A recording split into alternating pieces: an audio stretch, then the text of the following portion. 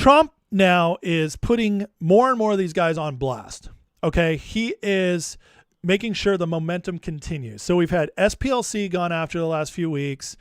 Kash Patel's busting that, like the Virginia Congresswoman. Everybody's basically on notice, whether you're on the left or the right, whether you're corrupt or not, you're on notice that don't mess around anymore. We're coming for you. We're watching you. And that's what Trump's doing right now. And I'm so happy he did this because Ro Khanna is one of the biggest frauds in Congress. He's a total absolute fraud.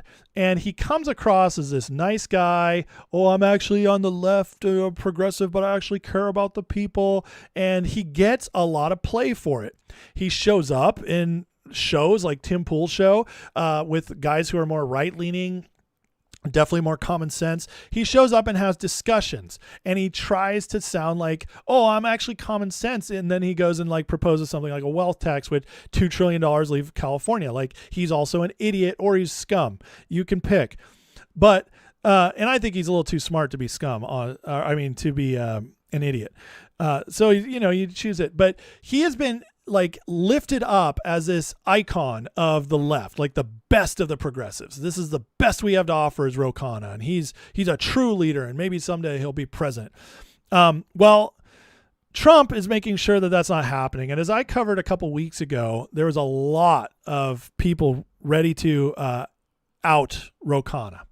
Well, it's starting to happen. So here's Trump blasting it out to the world. The sleazebag radical left congressman from failed state of California, Ro Khanna, should not be allowed on Fox News unless you have an anchor capable of disputing his lies one after another and closing down his fake BS narrative. He's similar but worse than Hakeem Jeffries, only with a somewhat higher IQ. Trump's the best. This morning he tried on behalf of the Democrats to take credit for the steel industry pouring back in the U.S., knowing full well that the dumbs virtually destroyed it. How much I love this. I'm going to start calling them the dumbs too. That is wonderful. As always, Trump's the best marketer out there as he brands stuff. And I saved it through strong tariffs. Plus, our country was dead during the last administration. Now it's hotter than ever before. We can't allow the Democrats to take credit for this. If elected, they'll fully destroy our thriving and now very respected nation. I will not let that happen. So, first of all, let's just give praise here for the wonderful branding Trump has now put out there. The Democrats is just perfect. Calling them the dumbs for short. I'm just telling you right now, that's going to stick. That is fantastic. That is up there with Lil Marco and Low Energy Jeb, Crying Chuck. This is great. This is Trump A+ right here. But putting Ro Khanna on blast, so a lot of people don't even know who he is. And now people are going to be looking at him right as a lot of people are starting to expose his insider trading. See, Ro thought he was smart by letting his family do the insider trading for him, so it wasn't directly connected to him. But it's there, and it's exorbitant. There's a lot of it, and he thought he was going to get away with it.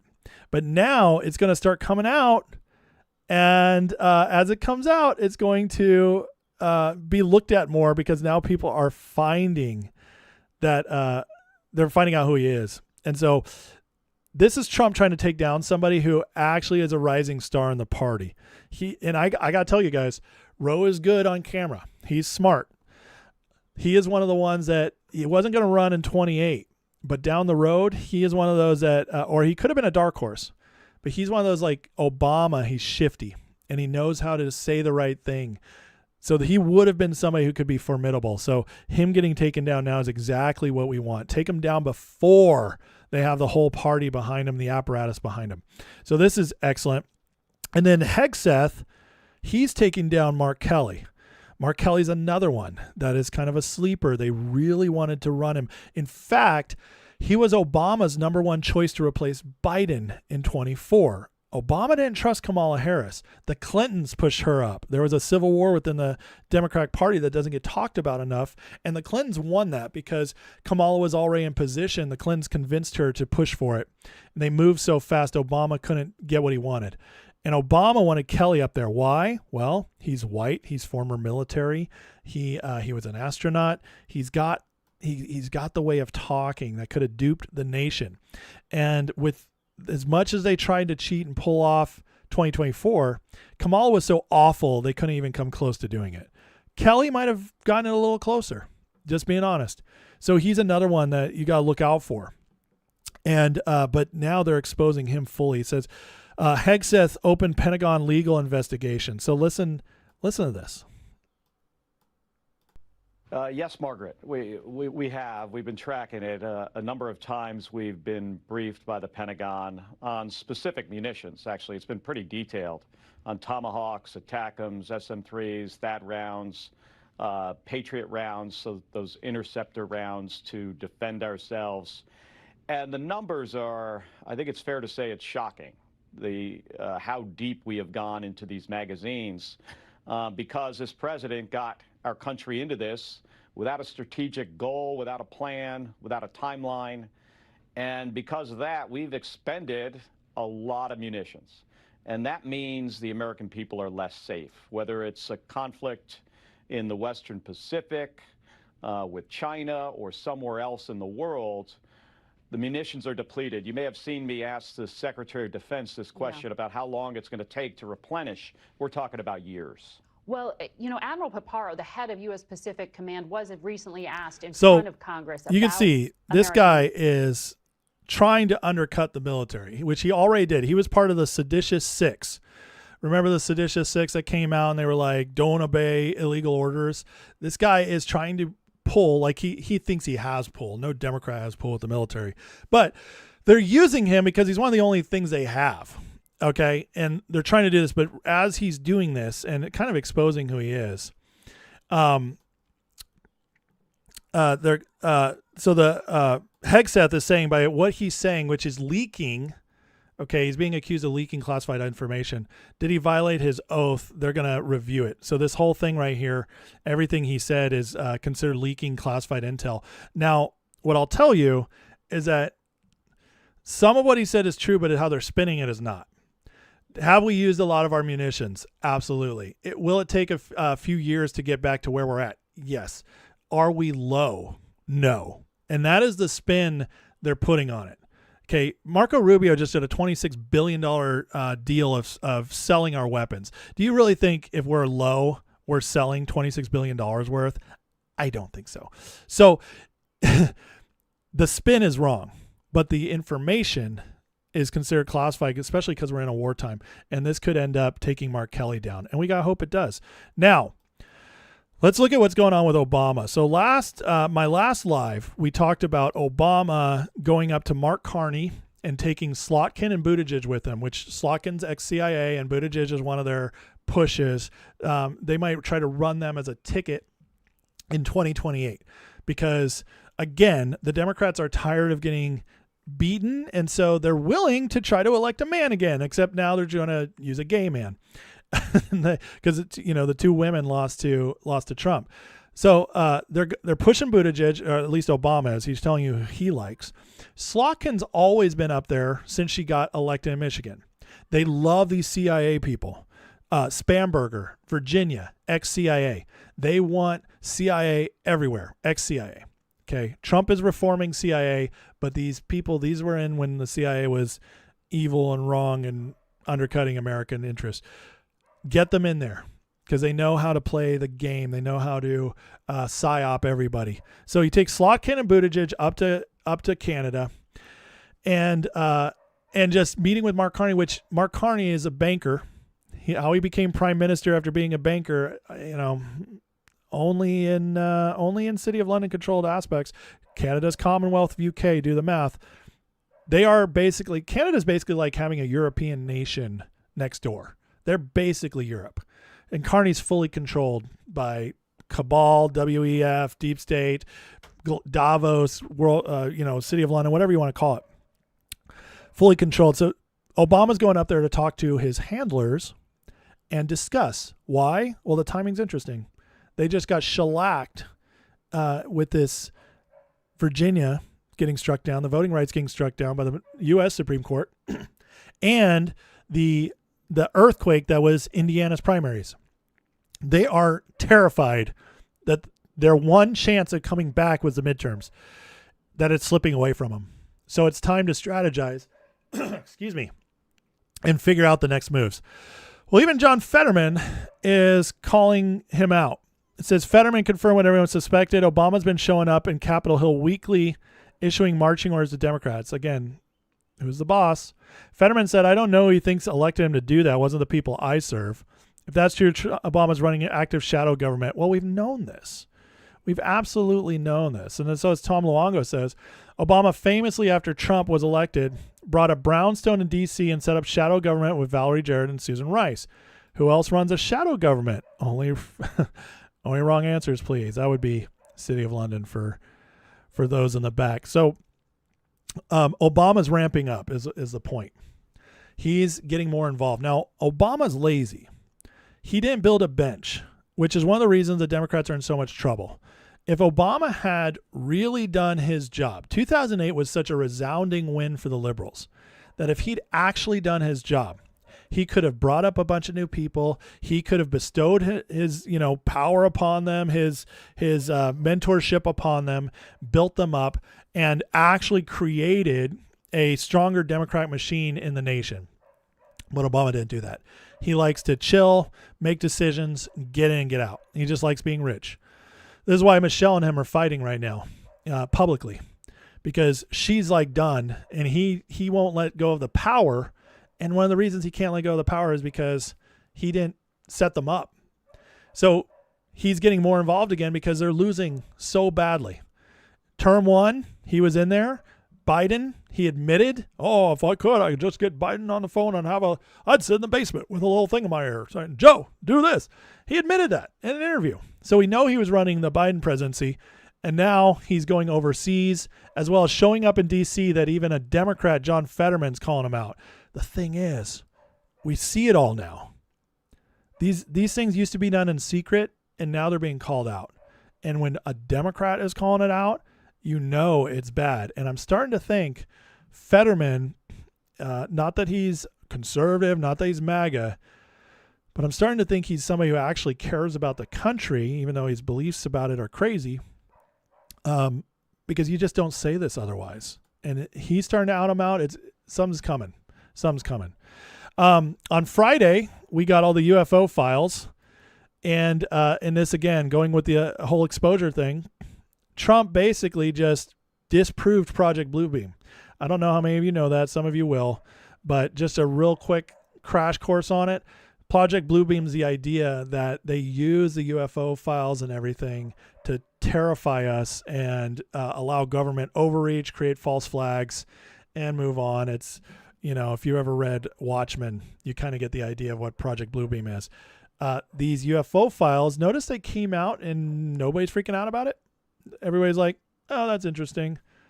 They're deflating the whole alien narrative and showing that it's really not that big of a thing. Sure, there's interdimensional beings that pop up sometimes. Well, guess what? Every faith-believing person knows that, has known it for forever. Angels, demons, it's all, there's interdimensional beings. We know that. But what we're finding is like this interplanetary thing, we don't have anything for that. And yeah, there's going to be more coming, but we're not going to see that. Trump is undercutting this, and they've held it back forever because they could use it, because as long as it's a mystery, it can be scary. It can be used. You can get people sucked in. I believe Trump is now using this to get it out there, because all this mystery the government's had forever, all this stuff they've been hiding forever, hiding it gives you a power that you're not going to have anymore. Now, people are going to say, was Bluebeam an actual thing? There's literally no documented 100% it's real.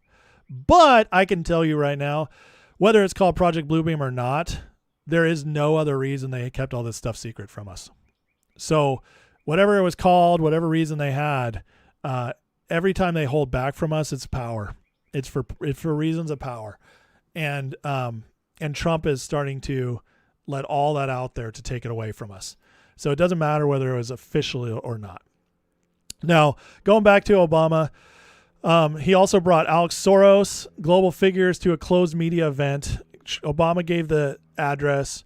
Criminal syndicate leader met with this criminal syndicate. This is Obama providing back channel for foreign leaders to circumvent the elected will. He's absolutely right about this, that's their plan. But Soros tells you everything, being there as well, Mark Carney. people still want to believe there's not a deep state. I get people criticizing me. I have a guy who seems like a nice guy overall, genuinely agrees with most of what I talk about. The one thing he always is harping on me about in my comments is that there's no City of London deep state angle. He just is like, this is no evidence for that. Well, here you go. I'm just saying, like, we know Mark Carney. You can directly trace him to UK finance, City of London, and Soros as well. So, I mean, all that, it's like, why are they meeting in secret meetings then? I don't think it's hard, guys. It's one of those things I've said a million times.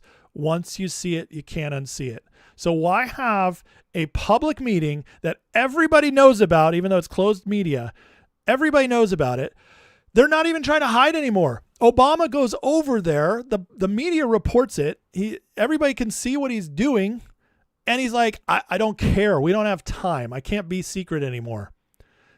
You know how crazy it is? A former president meeting with world leaders in a closed media event while our current president is in charge. That's crazy. And that looks horrible. It just doesn't happen. In the past, if a president was meeting with other world leaders, it was public and it'd be for like a charity event or something. That's how you did it. You didn't do these secret meetings. That's shady AF. And I guarantee you, Trump's probably seeing this and laughing. He probably knows, like, they are panicked right now. When you're no longer hiding, you don't have the time to hide. It's because you're losing. It's because it is run full speed right now. And just like all the grifters showed us during Iran, they all came out in Iran. All of them. At the same time. Why?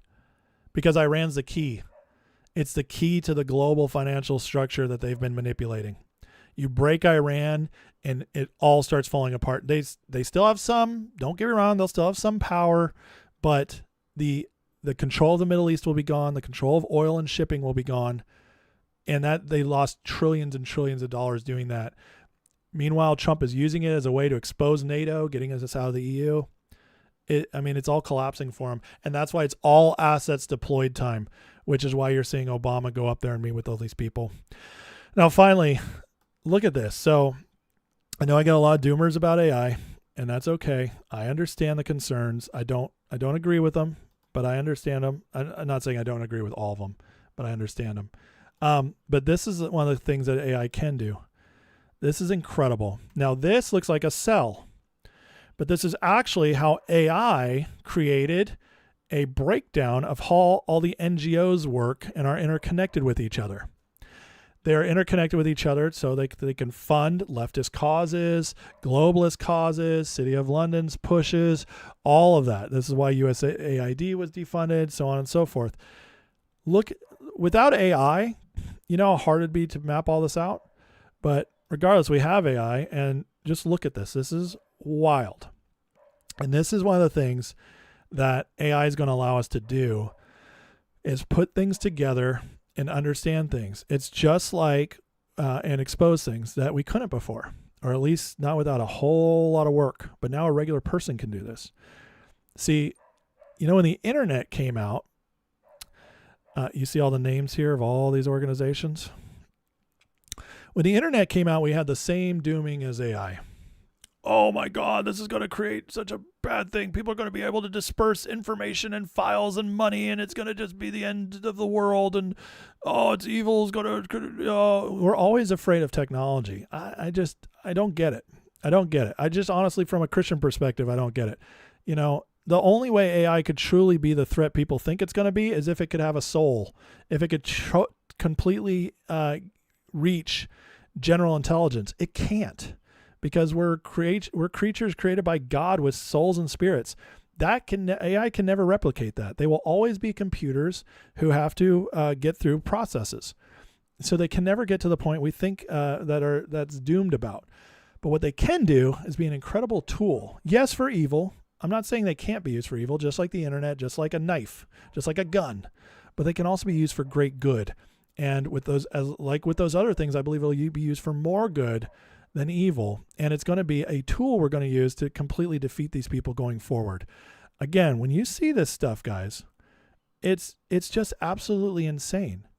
This is the NGO structure they built to launder money, funnel money to each other, undercut us, steal elections, fund rioters, fund false flag events.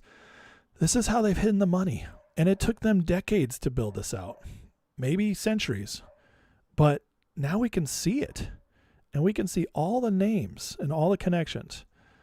And this is, I believe, one of the main things Scott Bessent's doing right now is he's unwinding all of this. Incredible stuff.